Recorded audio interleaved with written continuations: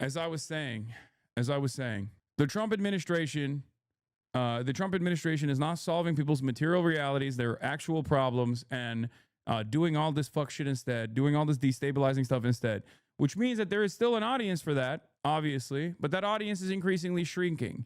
And the more people exhibit discontent, the more people get mad.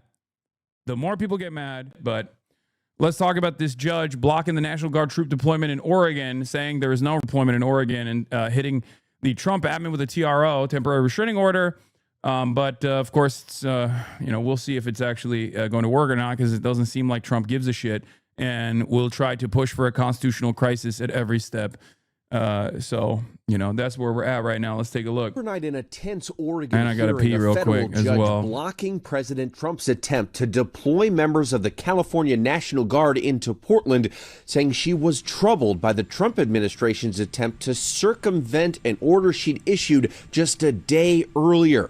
Trump had already tried to send in Oregon National Guard troops to Portland. That was halted on Saturday. The administration then tried on Sunday to send the troops in from California.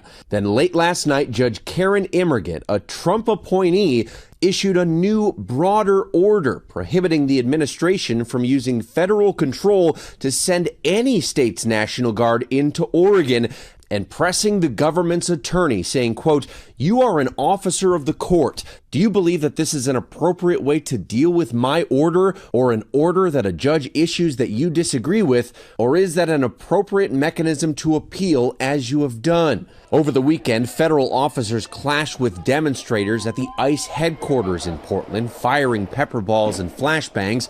Portland police say they did not observe any person or property crimes committed, and no arrests were made.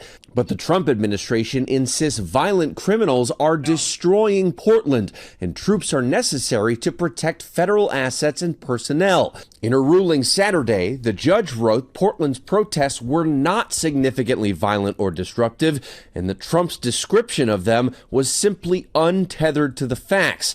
That deploying the Oregon National Guard likely exceeded his constitutional authority. Oh, wow. Interesting. Oh, it turns out, I'm glad that there is still some semblance of order within the courts, and that Donald Trump's direct attacks against the judiciary has not shook many of these judges. In the same way that these justices at the Supreme Court are obviously totally corrupt. It's interesting to see when you have Trump appointees that are obviously from a conservative background, or even all the way down to Reagan era judges turning around and being like, dude, enough. You know what I mean? This is our job. Our job is to literally put a check on what you're doing. And it's very obvious that you are leading the country into an incredibly unstable place that will have repercussions that are long lasting. Now, of course, the top slot is still overtaken by these Christ-cucked crypto fascists who don't care about anything other than appeasing the interests of their masters, whether it be the Heritage Foundation or the Federalist Society, or just American capital in general. But this kind of stuff at least gives me a little bit of confidence that maybe, this is basically the last line of defense. Now, of course, you should not sit around and wait for the courts to properly adjudicate and defend your constitutional rights. You still need to show up. You still need to make a big fuss. You still need to showcase your discontent. And it works in unison. It works in tandem. You show up, you showcase your discontent, and then people are reminded that we are not obeying in advance to the wishes of this administration, as they very clearly move in the direction of full autarky, full authoritarian control over every aspect of the American government. State's Attorney General pushing back against the president. As the president, you must have, in actual facts, based on reality, not social media or just your gut feeling if you want to mobilize the military. Now, to be clear, the judge's ruling simply bans the president from sending the National Guard here to Portland. Portland's police chief has also pushed back against the National Guard here. He fears that it would just escalate crowd behavior. Of course, the Trump administration has appealed. That's the other thing. Like, it's very obvious. The decision for Portland is significant because Portland is one of those places where they will push back. And I think Trump knows that. And that's the reason why, while most of the discontent has been fairly civil, they are trying to make a big deal out of it in an effort to Portland is on fire narratives.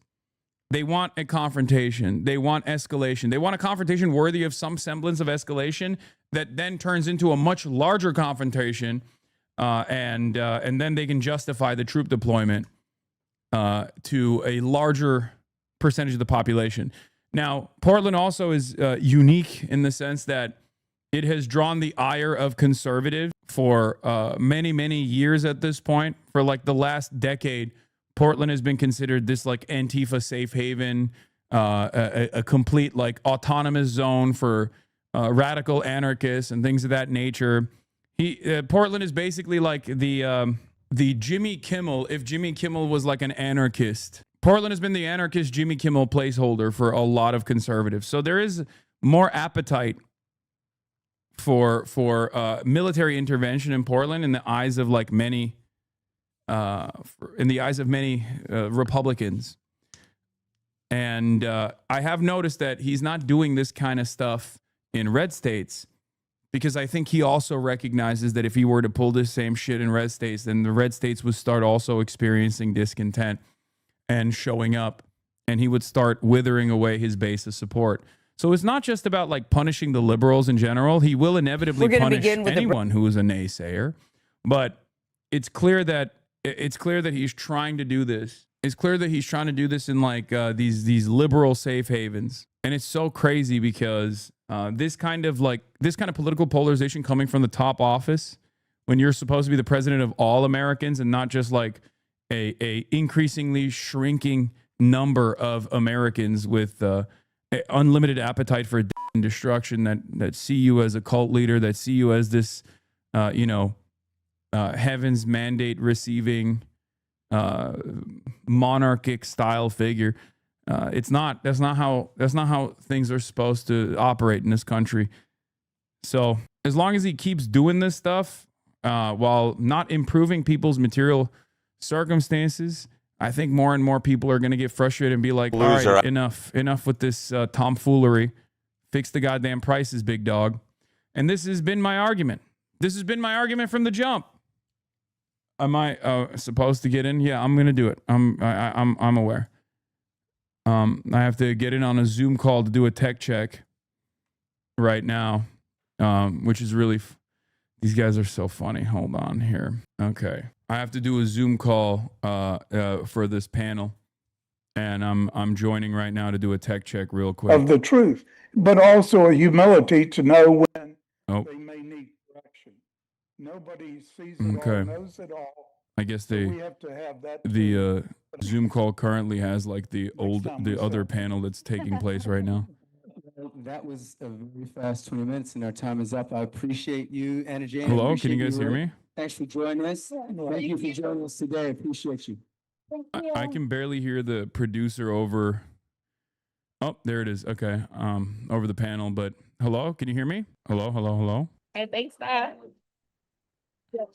We don't until they tell us. We know. Hello. That's right. We're gonna kick this off with a little call and response. Okay, I can only hear the panel. Hey guys. Hello. Hi. All right, so repeat after me. You ready? I am an AI expert. An AI expert. I am An AI expert. an AI expert. Okay, AI well, It's not I'm here. destiny. It's I'm not on the tech destiny. check. It is design. The panel It is is supposed to start in design. 30 minutes, so I don't know why they're. AI It's not destiny. is not destiny. Okay, I'm not gonna sit. I'll mute them for now.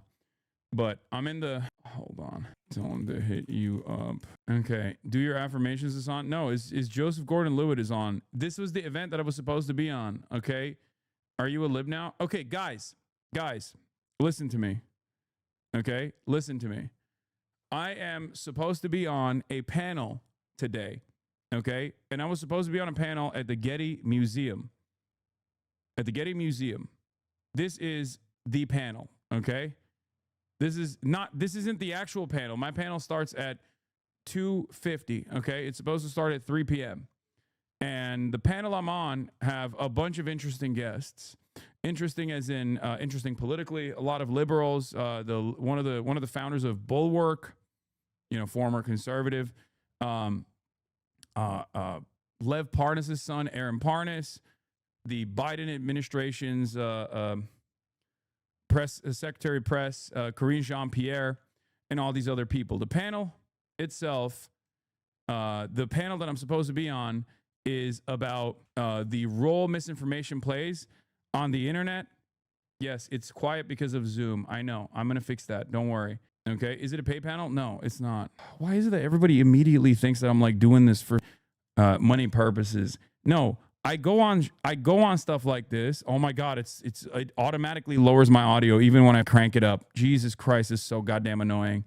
I wish I could like make sure that I hate Zoom so much. Are you ending stream for the panel? No! Why would I end the stream for the panel? I'm literally doing it live. What the God damn, dude.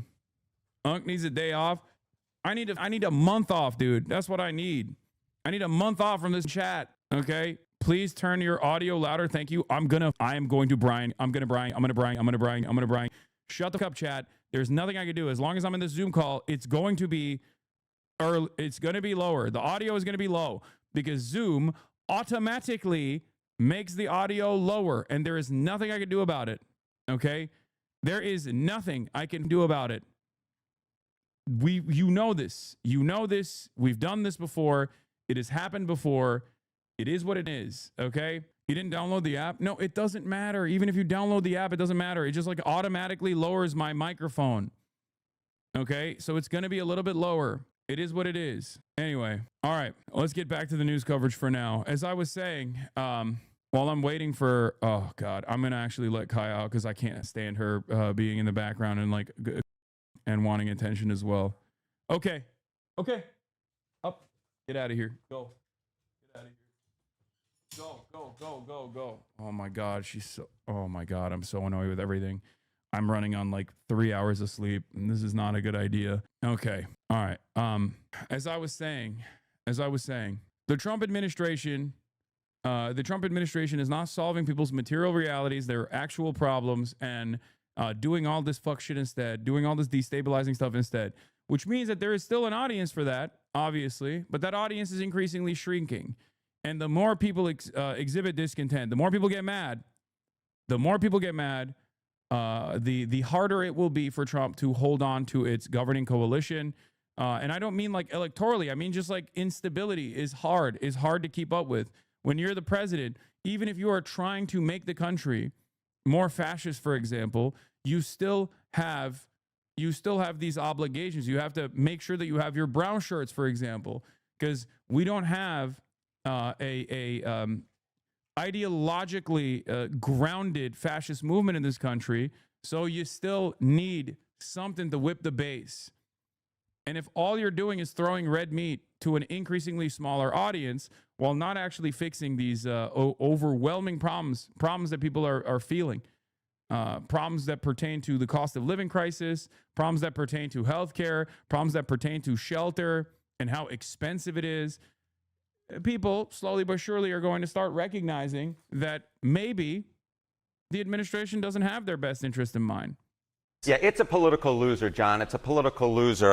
Donald Trump may think it's a political winner, but it's a political loser. Opposed Trump deploying in a U.S. city, active duty U.S. military, 61%. The National Guard in particular, 58%. When you get 3 in 5 Americans agreeing on anything, you know if that is on the opposition side, it's a political loser. And among independents, who are, of course, that key block in the middle of the United States political electorate, we're talking about 2/3 of independents there and about who oppose the deployment of either active duty U.S. military or National Guard into U.S. cities. What are the questions that people are asking, or what are the issues they see with these deployments? Okay, look, I think it's that they don't buy Donald Trump's case for why these troops must go into the U.S. cities. So the New York Times essentially gave you a two-pronged Little answer here, right? Trump may use the National Guard to intimidate rivals, or big city crime will spiral out of control if the troops don't go into cities. Type, change system, sounds, tab, communications, do nothing. Default is the reduce volume to 80%. No, it doesn't. It doesn't work. I've tried that. Okay.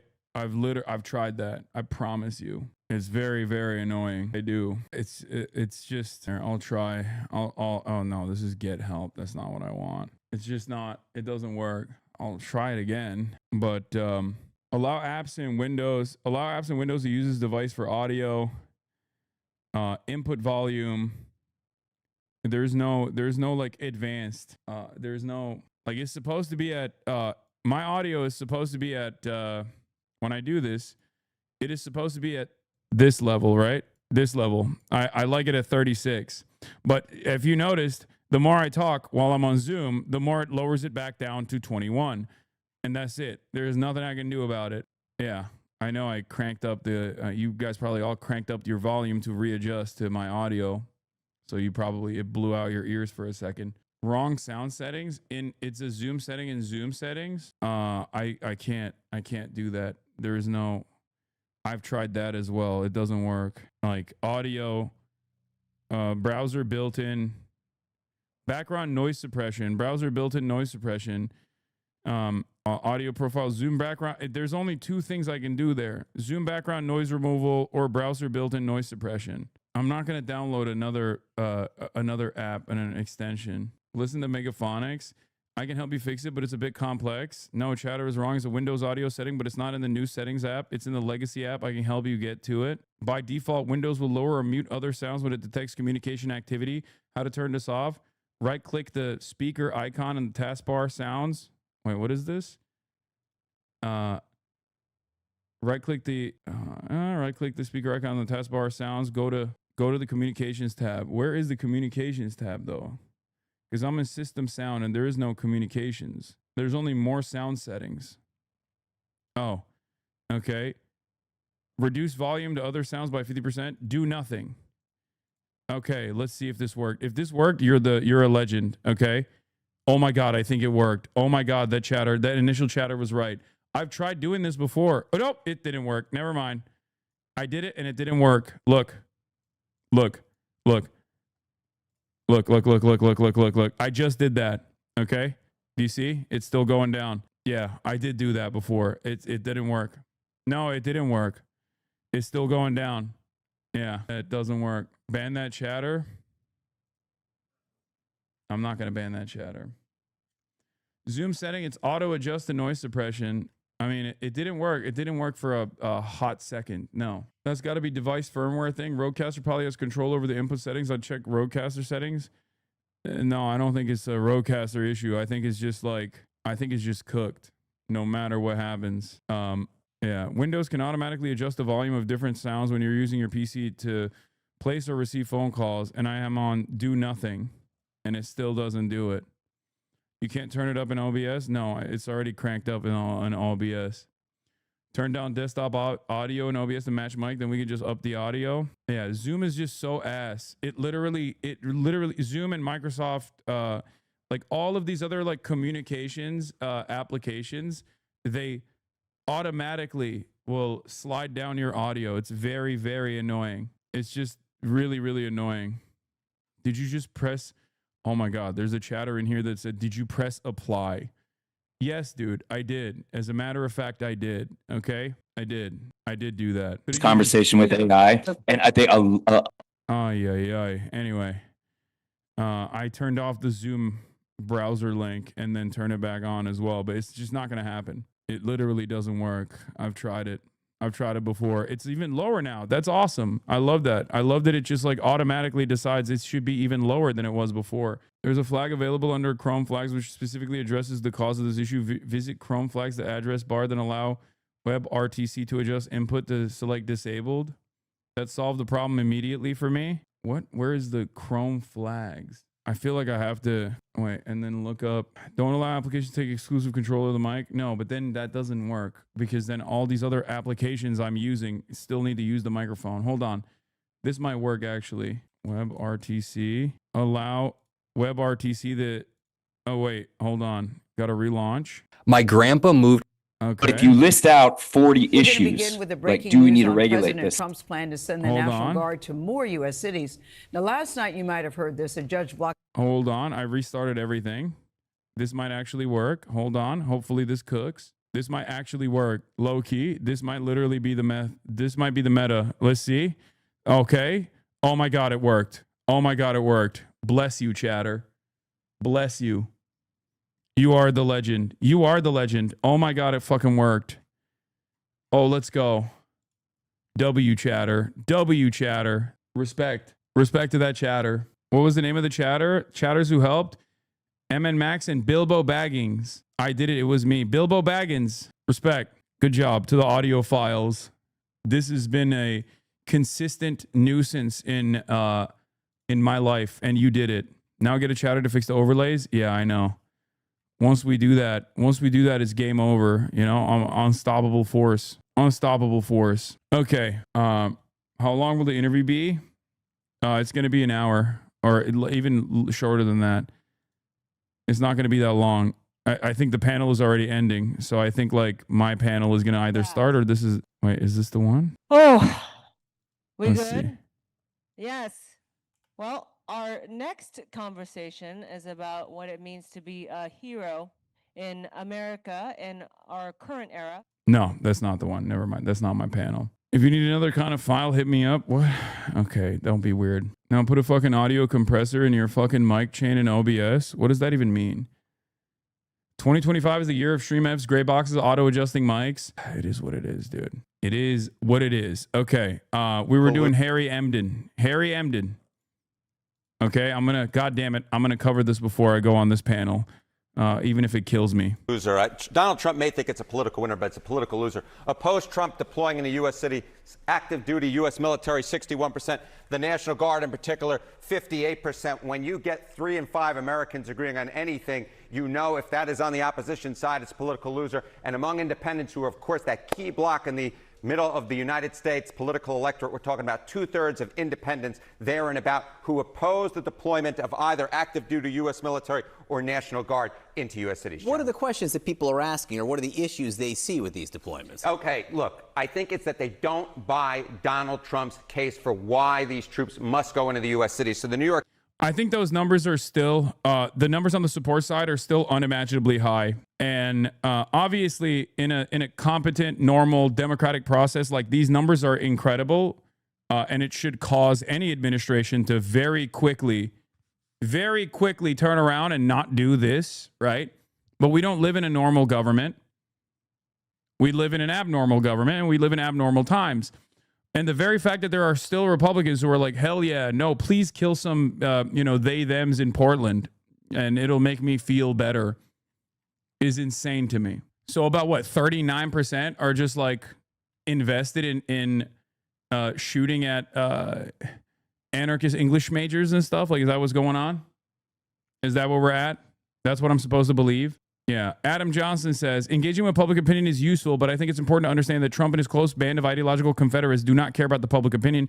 They believe that once they're done, it'll have little bearing on who's in the White House January 21st, 2029. Now, having said that, I don't fully agree with this. The reason why I don't fully agree with this is because while it's correct that the Trump administration doesn't care about public opinion all that much, the goal here for the population in general and for all of you is to get other people on board and make this as costly as possible. Make this as difficult a process as possible. When you make this a difficult process, when you don't obey in advance, for example, you cause the administration to reconsider. You cause the administration to think, okay, maybe we can't get away with this. Okay? That's how it works. That's it. That's why discontent is important. That's why discontent is extremely important. That's why protests are extremely important, no matter what the cost. Times essentially gave you a two-pronged little answer here, right? Trump may use the National Guard to intimidate rivals, or big city crime will spiral out of control if the troops don't go into cities. What you see here is the majority that takes the case is that Trump may use the National Guard to intimidate political rivals at 51%. Just 42% of Americans agree with the Donald Trump stance that, in fact, big city crime will spiral out of control if the National Guard doesn't go into U.S. cities. So essentially what we're seeing here is Donald Trump's making a case, the Democratic opposition's making another case, and the Democratic opposition's case is winning here, and that is a big reason why what you see is you get about 3 in 5 Americans saying they don't want troops going into U.S. cities. I cannot believe that 42% of Americans think big city crime will spiral out of control without the National Guard. And the only reason why so many Americans polled still to this day believe this insanity is a direct consequence of under the Brandon administration, the liberal media, all of the local news broadcasters, and also the national news broadcasters being completely dominated by reactionary framing on crime and punishment. The notion that these cities are actually on fire. Okay? This kind of made up fear mongering has been incredibly effective in brain breaking your elderly relatives. This is something that I have actively pushed back against when Brandon was in charge. Okay? And I talked about the crime panic narratives and how damaging that would be eventually. And it has been. I mean, I have all my own relatives that have fallen victim to the crime panic narratives, assuming that Democrats actually don't care about crime at all, and that the only solution to crime is more aggressive apprehension initiatives, more aggressive detainment initiatives, which, of course, when pushed to its logical limit, imply the utilization of lethal force in the hands of the American military against domestic enemies. And that's where we're at. That is precisely where we're at. We wouldn't have gotten to this point if even the liberal side, if the Democrat side on this argument wasn't also completely leaning into the crime panic narratives out of fears that this was far too good a message being presented by the Republicans. You have another really interesting way at looking at this. President Trump seems uniquely focused on Portland, on Memphis, on these cities and crime there. What do voters think he should be focused on? Okay, so if you saw the opening slide on this. Proof on Biden. I believe it. I just want to know. Proof on Biden. The media coverage. Go back and look at my analysis and my criticism of the media coverage under the Biden administration about crime panic narratives in blue cities specifically. Mostly pushed by the right, but a lot of, like, if you look at San Francisco, for example, like a lot of the tech CEOs who, before they actively before they openly became right wingers, right? They were also leaning into this idea that, like, George Soros backed woke prosecutors were actually letting criminals roam free in the streets of San Francisco and in major, like, Democrat-run cities. One of the best examples of this is, like, gruesome Governor Gavin Newsom's rehabilitation initiatives that sought to address the overfilling crisis that the California prisons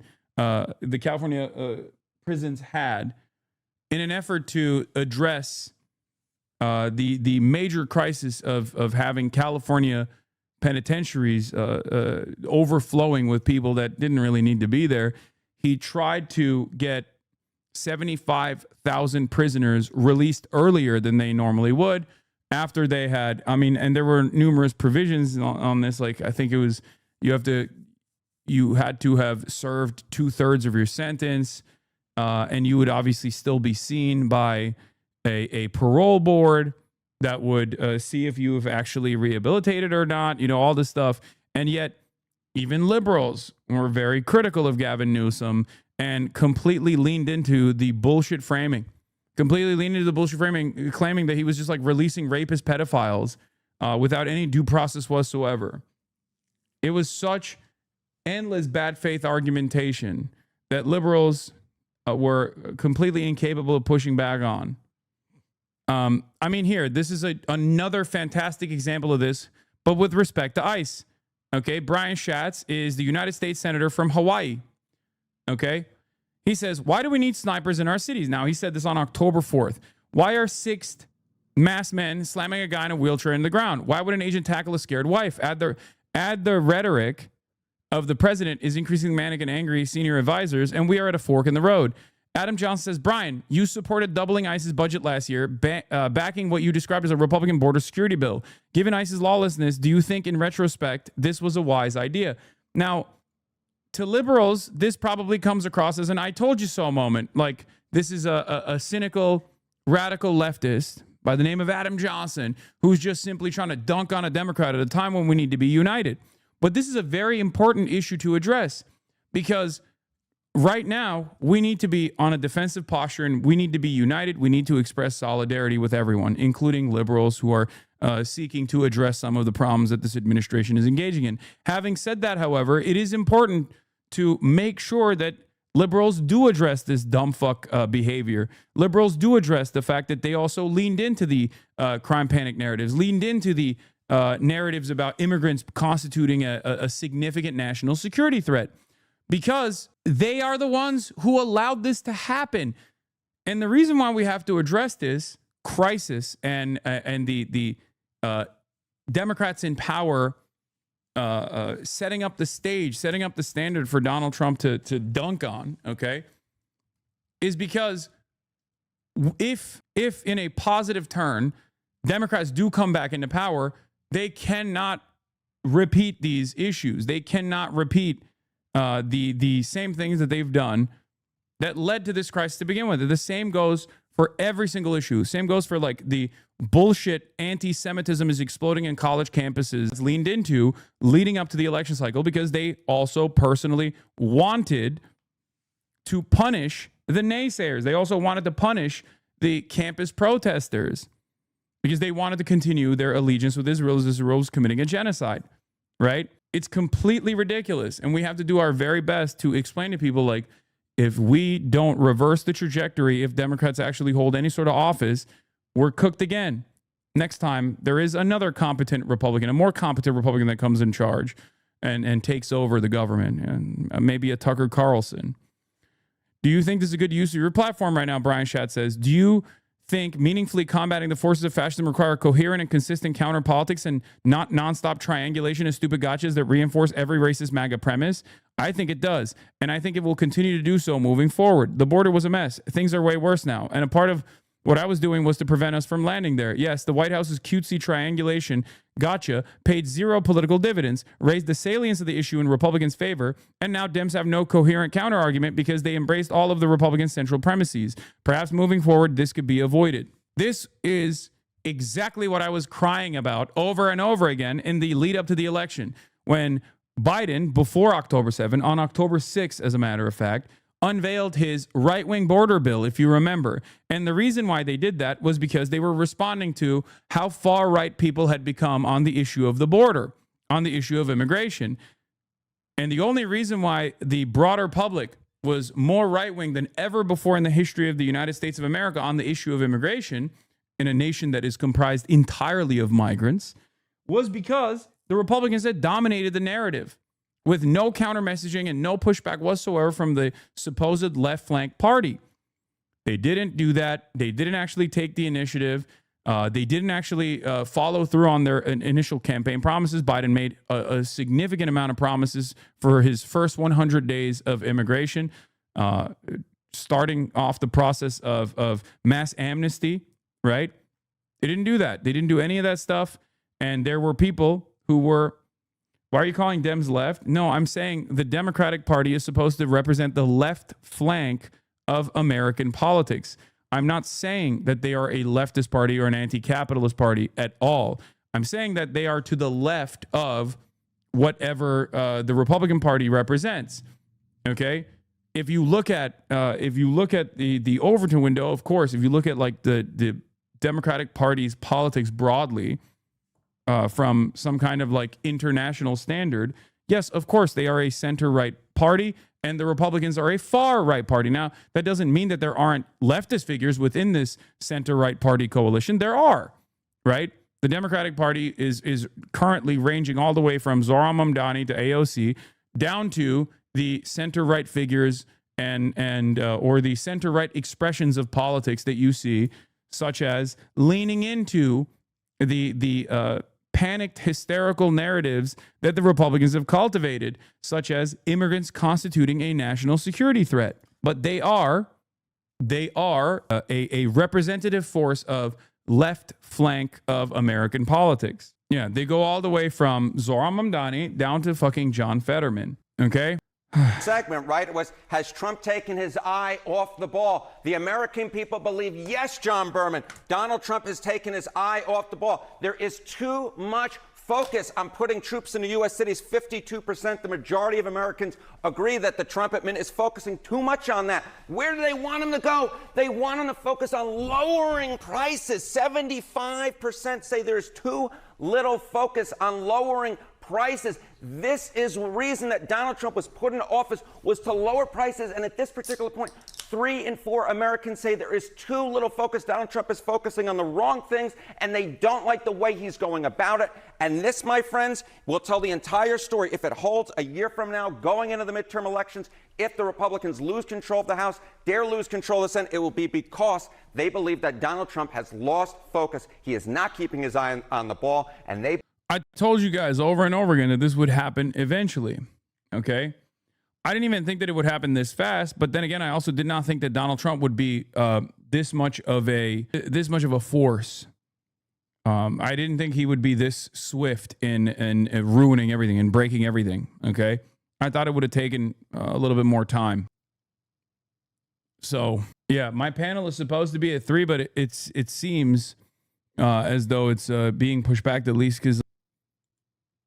because I'm looking at it right now. I'm looking at the panel on the side, and they're still going.